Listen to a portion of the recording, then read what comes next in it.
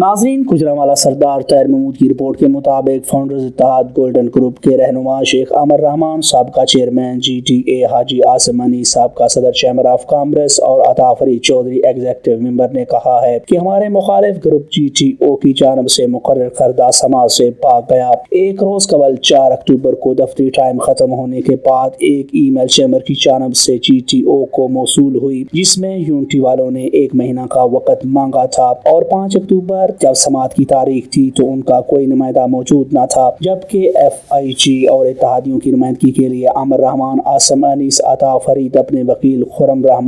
وکیل خرم سعید ایڈوکیٹ کے ساتھ حاضر ہوئے اور باقاعدہ سماعت کا حصہ بنے۔ مخالفین کی جانب سے 1 مہینے کی تاریخ اور عدم حاضری پر DGTO کا اظہار برہمی، جبکہ آئندہ 1 ہفتے کا حتمی نوٹس دے کر یونٹی کو طلب کر لیا اور واضح کیا ہے کہ عدم حاضری پر یک طرفہ فیصلہ دیا جائے گا۔ FIG رہنماؤں نے کہا کہ یونٹی گروپ کے الیکشن کمیشن نے 27 جعلی ووٹ کاسٹ کروا کے چیمبر الیکشن کو چوری کیا اور اب تلاشی دینے کے لیے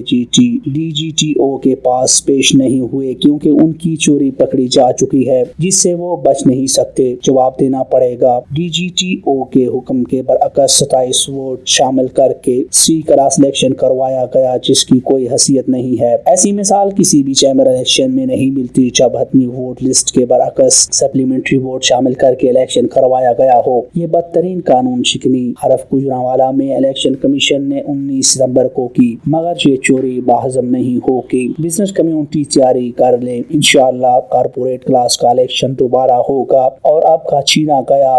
مینڈیٹ ضرور واپس ہوگا۔ حق اور سچ اللہ کی مدد سے غالب آ کر رہے۔